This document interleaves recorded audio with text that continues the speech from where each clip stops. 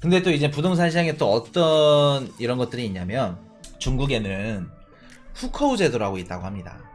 자, 부동산 규제 후커우 완화, 중국 사회 모순 해소 하나. 자, 후커우 제도가 뭐냐면은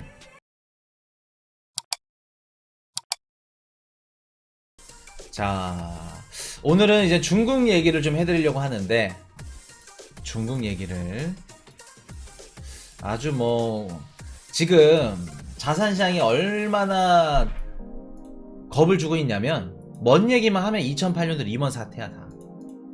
리먼 브라더스 파산이니 크레디트 스위스 나오니까 그러지, 또 도이체뱅크 조금 주가 빠지니까 또 그러지, 또 부동산 그 중국 부동산 시장 망가진가 또 이야기 나오지.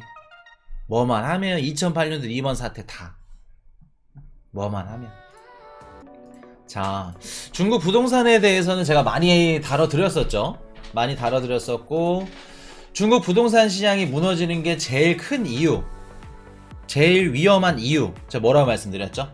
예전에 중국 부동산은 중국의 이거 역할을 합니다. 우리 감스탄님 역시 창구 될 때까지 하자니 금융 합치면 금융 창구, 유동성 창구 역할을 한다.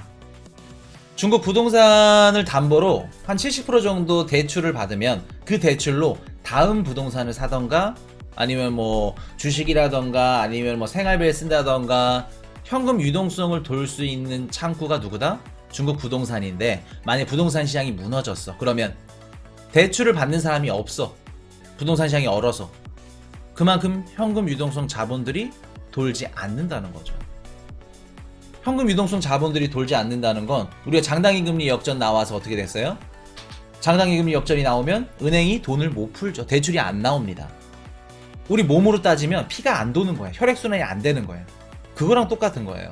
그럴 때는 지금 중국 부동산 그 시장이 지금 힘들어지고 이런 것들이 위험한 건데, 그래서 정부에서 나오는 게 뭐냐면 기준 대출 금리를 인하를 해주죠.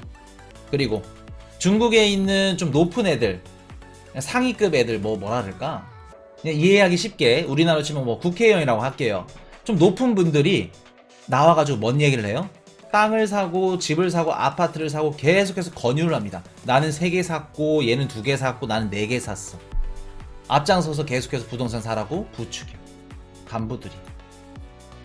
이런 움직임들이 대출을 받고 이런 현금 유동성 창구 역할을 좀 더 활발하게 활성화시키는데 계속해서 기여를 하는 거다 라고 말씀을 드렸는데, 자, 지금 그 중국 부동산 시장이 얼마나 중요하냐면은 중국 GDP의 3분의 1 정도를 차지하는 게 부동산이라고 합니다. 근데 또 문제점이 뭐냐면은 중국이 또 도시랑 농촌의 소득 격차가 8배 정도 차이가 난다 그래요. 8배 정도. 그러니까 중국 뭐 살아보신 분들은 그 아실 겁니다. 중국에서 돈 많은 애들은, 또 애들이라 하면 안 되지, 돈 많은 분들은 우리나라에서 막 야 너 돈 좀 있어? 뭐 건물 좀 있고 막 나 잘 살아, 그런 분들이 비교가 안 된다 그래요. 진짜 천문학적인 돈을 갖고 계신 분들이 많다고. 근데 보통 뭐 상해라던가 이런 그 얘기를 나오면은 아는 지역들, 그런 데서 살고 진짜 돈 많다, 천문학적인 돈을 갖고 이제 굴리는 부동산 자산가들, 그런 사람들과 농촌에서 농사 짓고 막 힘들게 살고 그런 국민들과 소득 격차가 8배 정도 난다 그래요. 중국의 해안도시, 예를 들어서 해안도시 같은 경우에 1인당 GDP가 한국이랑 거의 맞먹을 정도입니다. 한국이랑. 그러니까 어느 정도인지 알겠죠? 뒤집어지게 잘 사는 겁니다. 그러면서 계속해서 빈부격차는 벌어지고 있고 사회적 갈등 커지고 있죠. 커지고 있지. 언론으로 안 때려서 그런 거지. 지금 지방은행들 막 다 무너지면서 막 낫이나 농기구들 막 갖고 와가지고 우리 돈 돌려달라고. 왜? 부동산 개발 회사들 우리가 알고 있는 뭐 헝다그룹, 뭐 삼강그룹 이런 애들이 은행에 대출을 받고 건설을 해서 이렇게 하는데, 걔네가 무너지면서 걔네한테 받을 돈들이 지방은행들 못 받는 겁니다. 그럼 은행 입장에서 당연히 뱅크런이 날 수밖에 없지. 돈을 못 돌려주지, 예금한 사람들.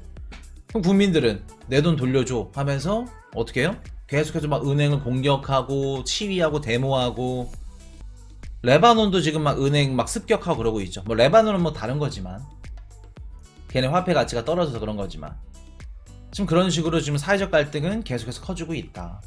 그래서 중국 같은 경우에는 수출을 뒤집어지게 하면서 성장을 미친 듯이 이뤘습니다. 계속해서 고성장이 나오니까 이런 갈등들도 무마가 되는 거예요. 국민들이 자기네들 그래도 국가가 올라가고 국가 위치가 계속해서 어떻게 돼요? 글로벌 그 국가들 사이에서 계속해서 올라가고 위안화 막 그 영향력이 커지니까 그래도 버텨야겠지. 그러면서 계속해서 무마하고 있는 건데, 지금 중국의 경제적 구조가 어떤 식으로 돌아가냐면은 부동산 그 시장이 GDP 3분의 1 정도 차지할 정도로 크다 보니까 부동산 가격이 올라가면서 중국의 GDP도 같이 올라가는 형태입니다. 그럼 같이 올라가는 형태라고 하면은 반대로 얘기하면 부동산 가격이 떨어지면 GDP도 역시 떨어진다는 거겠죠. 떨어진다는 거예요. 지금 중국의 부동산이 가격이 빠지고 시장이 얼어붙고, 이게 지금 심각한 일이라는 겁니다. 진짜 우리가 지금 막 기사들이 2008 리먼 사태다, 뭐 세계 경제 위기다, 막 금융 위기다, 뭐 이런 얘기들 하죠. 제일 유력한 용의자라고 할게요. 제일 유력한 건 중국 부동산 시장이다. 부동산 시장이다. 근데 또 이제 부동산 시장에 또 어떤 이런 것들이 있냐면, 중국에는 후커우 제도라고 있다고 합니다. 자, 부동산 규제 후커우 완화, 중국 사회모순 해소 하나. 자, 후커우 제도가 뭐냐면은 우리 카스트 제도 있죠. 카스트 제도. 일종의 계급 제도입니다. 계급 제도. 일종의 계급 제도인데, 여기 지금 뭐냐면 중국 국민을 농업과 비농업 두 가지로 나누는 겁니다. 그래서 농업은 농촌, 비농업은 도시, 이런 식으로 나눠서 해당 지역에서 태어났으면 그 지역에서 태어난 국민은 도시로 가도, 도시에 가서 뭐라 그럴까, 사회복지 같은 거, 뭐 교육이라든가 의료라든가 병원을 간다든가 이런 것들, 사회복지 혜택을 못 받아. 왜? 농촌에서 태어났기 때문에. 그럼 도시에서 자란 애들은 부모가 도시 사람이면 계속해서 좋은 혜택을 받고 사회복지, 뭐 교육, 뭐 의료 최고급으로, 최상급으로. 근데 농촌에서 태어나면 안 된다, 못 받는다. 그래서 중국에서는 어떤 식으로 하냐면은, 이제 농촌 지역에서 자란 이제 가정의 대표적인 이제 가장이 도심으로 가서 돈을 많이 벌어서 고향에 송금을 해주는 그런 식으로 보통 많이들 산다고 합니다. 그리고 농민공이라고 할게요. 농민공들 목표가 뭐냐면 돈 많이 벌어가지고 도심으로 최대한 나가서 좋은 아파트 살고 좋은 곳에서 사는 게, 그게 목표라고 하는 겁니다. 좀 그런 게 있죠. 자식들한테는 나의 뭐 가난을 물려주지 않겠다, 나의 계급을 물려주고 싶지 않다, 이런 것들. 그래서 이런 것들이 참 부동산 시장에도 또 악영향을 끼치고 있는데, 중국 국민들이 이제 좋은 아파트에 가서 좋은 지역에 또 하고 계급을 또 높은 계급을 또 얻어서, 그런 것들이 목표를 삼다 보니까, 이게 베이징에 사는 사람들은 아파트를 사는 게 어떻게 해요? 그냥 내가 돈을 벌려고 사. 시세 차익 노리려고. 이거 1억에 사서 2억에 팔아야지, 그냥 투기 수단인 겁니다. 근데 농촌에 사는 좀 못 사는 국민들한테는 이런 도심 지역 아파트를 사는 건 어떤 역할을 하는 걸까? 아파트를 사는 게, 내가 이 아파트를 사고 내륙 지방의 이런 도심에 나가서 사는 것만으로도 어떻게 해요? 신분 상승을 할 수 있다. 신분 상승. 자, 그러면 우리가 알고 있는 헝다그룹, 상강그룹, 이런 부동산 개발 회사들은 중국 국민들한테 뭐를 판 거예요? 아파트 분양권을 파는 게 아닙니다. 분양권을 판 게 아니라 신분을 파는 것과 마찬가지겠죠. 자, 그럼 중국 국민들은 내가 평생 벌어가지고 가장이 막 도심 가서 돈 벌어오고 막 먹을 거 아껴서 막 쓴 것들 어떻게 해요? 상강그룹 그리고 헝다그룹 이런 부동산 개발 회사들한테 다 준 겁니다. 다 준 거예요. 그러면 이런 부동산 개발 회사들은 땅이 있어야겠죠. 땅은 누구한테 산다? 지방 정부가 상강그룹이나 이런 그 부동산 개발 회사들한테 땅을 어떻게 매도를 한다. 그럼 지방 정부는 얘네 부동산 개발 회사들한테 땅을 매도하고 이윤을 남기고, 그리고 부동산 건설사 애들은 국민들한테 꿈과 희망을 심어준다. 신분을 팔고 있다. 그럼 중국 정부는 자연스럽게 부채는 지방 정부가 떠안을 수 있겠죠. 책임을 어떻게 해요? 회피할 수 있는 그런 구조입니다, 지금. 이렇기 때문에 그 헝다그룹이 무너지니까 국민들이 들고 일어나는 거야. 지방은행 가가지고 왜 내 돈 줘라, 뭐 해라, 부동산 개발회사가 이렇게 되지 않았냐. 그게 정부까지도. 진짜 눈이 뒤집히지. 평생 동안 이렇게 벌어온 것들을 이렇게 한순간에 날리니까. 이해되셨나요? 중국이 경기가 좋을 때는 이러한 제도가 진짜 좋아. 수출이 막 잘 돼. 수출이 잘 되니까 어떻게 돼요? 부동산 개발 회사들이 여기저기 아파트 막 집을 지어. 그리고 분양이 막 다 팔려. 그리고 많이 집을 지으니까 건설사도 일자리 창출이 굉장히 많이 나죠. 새 집이 들어서면 거기 또 뭐를 넣어야 돼요? 가전제품이라던가 이런 것들 다 넣어야 돼. 그러다 보니까 가전제품 만들고 막 이런 그 경기 민감재들도 수요가 증가가 되고. 근데 반대로 중국 지금 경기가 좋지 않죠. 수출이 원활하게 되지 않습니다. 수출 일본한테 지금 밀리고 있죠. 수출도 제대로 되지 않고, 그리고 앞으로 블록 경제가 들어서면 미국이라든가 얘네들이랑은 이젠 단절될 건데 힘들 겁니다. 그리고 부동산 개발 회사들 무너지니까 일자리가 줄어들어. 가전제품 당연히 수요 줄어들 거고. 이러면서 부동산 시장도 꺾이고 중국의 경제도 꺾인다는 겁니다. 이해되셨나요? 그래서 2016년부터는 중국도 후코우 제도 같은 이런 제도를 완화하는 정책을 좀 추진 중이라고 합니다. 시진핑이 우리는 공동 부유, 공동 번영 이런 얘기를 외치는 이유 중에 또 하나가 후코우 제도 완화입니다. 완화예요. 얘네들도 이런 것들을 완화시키고 어느 정도 꺾여야 된다.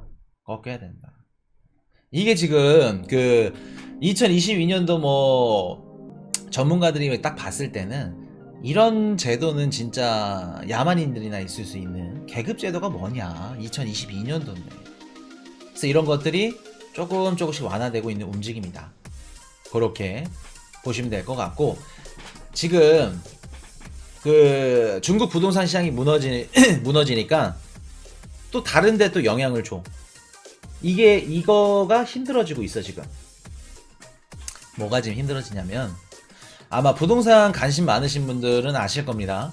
작년에 홍대라던가 이대, 뭐 연희동 이쪽에 뭐 월세라던가 아니면은 뭐 전세나 이렇게 집주인한테 전화를 해보면은 국제통화라던가 아니면은 부동산이 대신 이렇게 중개를 해주는 그런 경우를 경험해 보신 분 손 한번 들어보세요.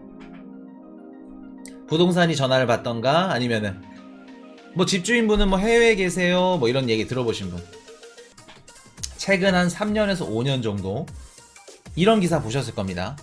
우리나라 부동산 가격이 올라가는 데는 중국인들이 많이 들어왔다. 이런 기사들 보신 분. 우리나라 부동산 뭐 홍대, 이대, 뭐 연희동 이 일대에 거의 작년에 거래된 거 중에 진짜 뭐 가장 못해서 절반 이상 거래를 중국인들이 많이 들어왔다. 2017년도 18년도 제주도도 마찬가지고, 맞죠? 홍대도 마찬가지고. 근 5년 동안 중국인들이 일단은 처음에 들어왔던 시장이 호주였습니다. 호주 뭐 뉴질랜드 뭐 이런 쪽이었는데, 거기서 중국인들 매수세가 너무 많다 보니까 규제를 했어. 규제를 해서 많이 또 들어온 게 우리나라입니다. 우리나라예요. 제주도 뭐 용산 옆 한남도도 장난 아니래요. 제주도도 마찬가지고 뭐 홍대도 마찬가지고. 이런 식으로 매집했던 거의 5년 이상. 그리고 코로나19 때 유동성들 미친듯이 찍어댔고, 그 돈들이 다 어떻게 됐어요? 해외 글로벌 자산시장 부동산들을 미친듯이 매집을 했다. 중국인들 돈 많은 애들이 그냥 다 매집한 거야. 전세계 글로벌 부동산은. 일본 부동산 중국인이 뭐 다 삼. 저런 것들. 근데 지금 중국 부동산 시장이 힘들면서 지금 어떻고 있다? 코로나 때 전 세계 글로벌 국가들 다 사놓은 부동산들을 지금 현재 매도 물량들이 많이 나오고 있다. 많이 나오고 있다. 그러면 중국인들이 던지면 우리나라도 마찬가지고 호주도 마찬가지고 그동안 많이 사놨던 부동산 시장 가격에 하락하는데 추가적으로 영향을 줄 수 있다. 추가적으로. 이래서 중국이 중요한 겁니다. 중국 부동산 시장이 흔들리는 게 전세계 글로벌 부동산 시장이 흔들리는데 영향을 줄 정도예요. 중국에서 더 이상 대출이 안 나오고 힘들다? 그러면 자금 끌어당기려면 해외에 있는 글로벌 부동산 팔아야지. 우리 시장이라던가 뭐 호주라던가 글로벌 중국인들이 사놨던 매물들 나오면서 영향을 받는다. 이해되셨나요? 주식하신 분들도 마찬가지야. 전기차 시장 1등 누구죠? 지금 중국은 보급이 뒤집어져. 걔네는 미국도 중국 매도 물량 나온다는 뉴스 봄 이런 뉴스를 계속해서 나오는 겁니다. 중국의 전기차 반도체 앞으로 힘들어진다. 미국과 무역 전쟁을 한다. 그렇게 되면 당연히 누가 힘들어요? 중국도 힘들겠지만 중국과 연계된 한국이 힘들다. 한국이 힘들다. 전기차 반도체 힘들다. 이렇기 때문에 그 미국 반도체 법안 딱 터졌을 때 야 삼성 노났네. 잭팟이다. 아니다 라는 말씀 드렸죠. 그거 보고 삼성 샀다? 삼성전자 샀다? 지금 많이 물렸을 겁니다. 많이 물렸을 거예요. 오히려 더 악재다. 악재다. 반도체도 마찬가지고 홍콩이랑 중국 합치면 거의 한 60%가 삼성 그 한국 반도체 수출 60%가 중국에 나갑니다. 그렇기 때문에 중국 시장이 끊기면 우리나라도 타격을 받는다. 힘들다. 그렇기 때문에 주식이든 코인이든 이번 연도는 중국과 미국의 정치적 정책 방향을 보고 그때까지는 우리가 신중하게 보고 결정하는 게 최우선이다. 일단은 중국 같은 경우는 10월 16일 당대회에 있죠. 요거 이후에 중국이 정부에서 이제 부동산 부양책을 어떻게 가져갈 건지 그거 보셔야 됩니다.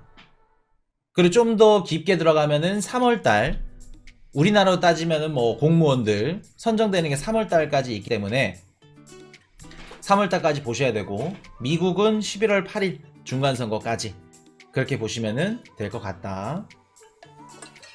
그래서 코인이나 주식이나 많이 왜 안 오르나요? 왜 많이 막 떨어지나요? 안 좋나요?